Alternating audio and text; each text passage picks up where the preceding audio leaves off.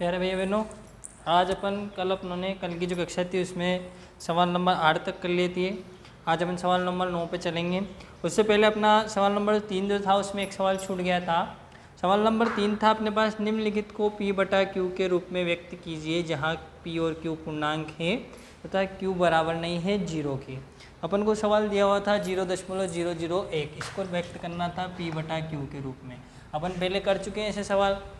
सबसे पहले इसको अपन ने माना, इसको क्या मान लिया अपनों ने x, क्या मान लिया x बराबर 0.001, इसको दे दिया समीकरण नंबर 1। मैंने आपको बताया था अगर दशमलव के बाद 1 हो तो 10 का गुणा करना है, 2 हो तो 100 का करना है और 3 हो तो 1000 का करना है। तो यहाँ दशमलव के बाद कितने अंक है, 1 2 3 और तीनों पर बार का चिन्ह है। ये जो बार का चिन्ह है तीनों पर लगा हुआ है, इसलिए मैंने समीकरण 1 में किसका गुणा कर दिया, 1000 का।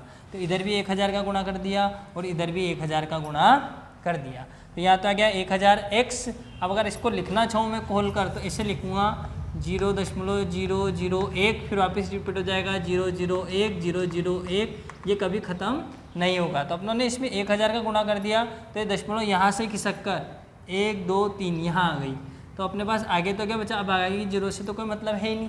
क्या बचा, 1.001 बार। तो यहाँ बच गया अपने पास 1.001 बार, यह की समीकरण नंबर 2। समीकरण 2 में से समीकरण 1 को क्या कर देंगे, घटा देंगे। तो 1000x में से तो घटा दिया, x घटा दिया, और 1.001 में से क्या घटा दिया, 0.001। यहाँ पर 1000 में से x घटाया तो अपने पास कितने बचे, 999, और इससे ये कट गया, ये पीछे से पीछे कट गया, क्या बचा 1। तो ये 1 बटा में चल गया 999, तो 1/999, ठीक है। तो इसकी जगह देखो ये x बराबर 1/999 और ये x बराबर, जब ये दोनों x के बराबर है तो ये दोनों भी क्या होंगे, आपस में बराबर। ये आ गया आपका P/Q के रूप में, ठीक है। इसके बाद आपका सवाल, आखिरी सवाल है सवाल नंबर 9। बताइए कि निम्नलिखित संख्याओं में कौन कौन सी संख्याएं परिमेय है और कौन कौन सी अपरिमेय है, यह हमको ज्ञात करना है। तो देखो सबसे पहले √23, ये क्या है, एक अभाज्य संख्या है। क्या है, एक अभाज्य संख्या। इसका अपन कुछ भी नहीं कर सकते, इसका खंड भी नहीं कर सकते, ये एक अभाज्य संख्या है। तो जब ध्यान रखना, जब भी अभाज्य संख्या के साथ √ आ जाए तो वो क्या होगी, एक अपरिमेय संख्या। जैसे 2 एक अभाज्य संख्या है, इसके √ लगा दूंगा तो ये क्या होगी, अपरिमेय। जैसे 3 एक अभाज्य संख्या है, ठीक है। जैसे 4 अभाज्य संख्या नहीं है तो 4 का वर्गमूल हो सकता है 2, तो ये क्या है, एक परिमेय। लेकिन ये क्या है, एक ये हो जाएगी आपकी क्या, अपरिमेय संख्या। फिर देखो √225, अब √225 के अगर खंड करता हूँ तो क्या आएगा, 3 × 3 × 5 × 5 खंड कर देंगे। तो देखो इसका जोड़ा बन गया, इस जोड़े में से 1 3 बार आ गया, इसका जोड़ा बन गया, इसमें से 1 5 बार आ गया। तो क्या होता है, 3 × 5 बराबर 15, और 15 क्या है, 15 एक परिमेय संख्या है। अगला सवाल था 0.3796, ठीक है। दशमलव बटा में कितने कर दिए, 10,000। तो ये तो क्या P और ये हो गया Q, P/Q के रूप में हो गई। तो ये क्या है, एक परिमेय संख्या। या इसको ऐसे भी ध्यान रख सकते हैं कि जिसका शांत दशमलव प्रसार हो, जिसका शांत दशमलव प्रसार हो वो क्या होगी, एक परिमेय संख्या। जैसे इसका शांत दशमलव प्रसार है, शांत हो गया ये, इसलिए ये क्या है, एक ये है एक परिमेय संख्या। अब ये देखो, ये इसका, ये देखो मैंने लिखा, ये अशांत है, कभी खत्म नहीं हो रहा, यह एक अशांत दशमलव प्रसार है, अतः यह क्या है, एक अपरिमेय संख्या। और इसी तरह से यह भी क्या है, इसका भी शांत जो प्रसार है, दशमलव प्रसार, ये भी क्या है, एक अशांत है, तो ये भी क्या है, एक अपरिमेय संख्या। ये थी आपके पास प्रश्नावली 1.3। अब चलेंगे अपन प्रश्नावली 1.4, लेकिन 1.4 में आपको प्रैक्टिकल है, तो इसको जब भी अपनी कक्षा लगेगी तब देखेंगे।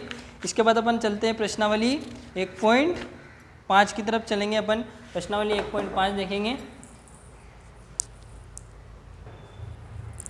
अगले सवाल की तरफ चलते हैं अपन। प्रश्नावली 1.5 में आ चुके हैं, प्रश्नावली 1.5 में आ चुके हैं। यहाँ पर गलती से कक्षा 8 डली हुई थी, कक्षा 9 कर दिया गया उसको, ठीक है। तो अपन आ गए 1.5 में। 1.5 में पहला सवाल है आपके पास, बताइए नीचे दी गई संख्याओं में कौन कौन परिमेय है और कौन कौन अपरिमेय है। तो देखो 2 - √5 क्या है, एक अपरिमेय संख्या। क्यों है, इसका कारण बताता हूँ। ध्यान रखना, जब भी वास्तविक संख्या और काल्पनिक संख्या के मध्य में प्लस आए, माइनस आए, भाग आए या इंटू आए, तो वो क्या होगी, एक अपरिमेय संख्या। वास्तविक और काल्पनिक संख्या क्या होती है, वास्तविक जगह इसका कोई अस्तित्व है। अब काल्पनिक इसको हल नहीं कर सकता। √5 क्या है? काल्पनिक।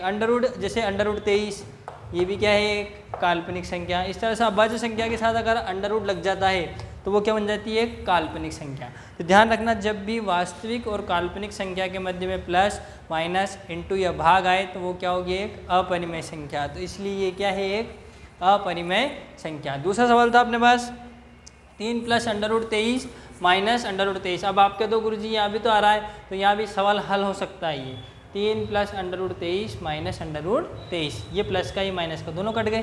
क्या अच्छा? 3 और 3 क्या है? एक। यह एक परिमेय संख्या है। अगला सवाल है 2 √7 बटा 7 √7। 2 √7 बटा 7 √7, तो √7 से √7 कट गए। क्या बचा? 2/7, और 2/7 क्या है? एक परिमेय संख्या।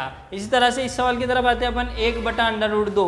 तो एक तो क्या है? एक वास्तविक संख्या है, और √2 क्या है? एक काल्पनिक संख्या। तो और दोनों के बीच में का चिन्ह देखा जाए तो भाग का चिन्ह, दोनों के बीच में का चिन्ह है? भाग का चिन्ह। तो इसलिए यह क्या है? एक अपरिमेय संख्या है। और 2π यह भी क्या है? एक अपरिमेय संख्या। यह था आपका सवाल नंबर 1। सवाल नंबर 2 दिया है आपको, निम्नलिखित व्यंजकों में से प्रत्येक व्यंजक को सरल कीजिए। सरल करना है, हल करना है। तो पहला सवाल था आपके पास कोष्टक 3 + √3 कोष्टक 2 + √3। सबसे पहले इन दोनों के बीच में क्या है? चिन्ह ध्यान रखना, इंटू का। तो सबसे पहले तो मैंने इस 3 का गुणा इस पूरे से किया। देखो ये 3 का गुणा इस पूरे से कर दिया, इस 3 का गुणा इस पूरे से, फिर प्लस था, प्लस लगा दिया, √3 का गुणा इस पूरे से। पहले 3 का गुणा इस पूरे से, फिर √3 का गुणा इस पूरे से। क्लियर? कोष्टक खोल दिया। फिर 3 का गुणा किया मैंने किससे? 2 से। 3 का गुणा कर दिया 2 से, फिर प्लस से तो प्लस, फिर 3 का गुणा √2 से। इसका काम खत्म हो गया। फिर यहाँ प्लस, ये प्लस लगा दिया। फिर √3 का गुणा किससे किया? 2 से, और प्लस प्लस प्लस √3 का गुणा √2 से। तो 3 दूनी 6। 3 का गुणा √2 से क्या? तो गुणा तो हो नहीं सकता, इसलिए क्या आएगा? 3 √2। इसी तरह से √3 का 2 से क्या? तो 2 √3 प्लस 3 दूनी 6, तो √6। ये हो गया आपका सवाल नंबर 1। सवाल नंबर 2 था 3 + √3 और 3 माइनस पहला पद। देखो पहला पद यहाँ 3 है, और यहाँ पे पहला पद क्या है? 3, मतलब पहला पद समान, और ये दूसरा पद भी क्या है? समान। कक्षा 8 में अपना नियम पढ़े थे ना, जब समान पद हो, जब असमान पद हो। देखो पहला पद समान, दूसरा पद भी समान, पहला पद समान, दूसरा पद भी समान। यहाँ प्लस है और यहाँ माइनस है, तो सूत्र बन गया क्या? a + b a - b बराबर क्या होता है? a² - b²। तो अपना सवाल इस रूप में है, अपन को इस रूप में बदलना है। तो a का स्क्वायर, तो a क्या था?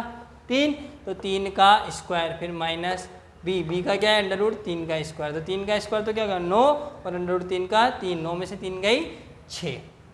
हो गया सवाल नंबर 2। सवाल नंबर 3 है √5 + √2 का होल स्क्वायर। तो यहाँ सूत्र बन गया अपने पास a + b का होल स्क्वायर। a + b का होल स्क्वायर बराबर क्या होता है? a² + 2ab + b²। तो a तो ऐसा कैसे? a का स्क्वायर, a की जगह √5 का स्क्वायर प्लस 2 इंटू a का मान √5, b का मान √2 प्लस b का स्क्वायर मतलब √2 का स्क्वायर। तो √5 का तो क्या हो गया?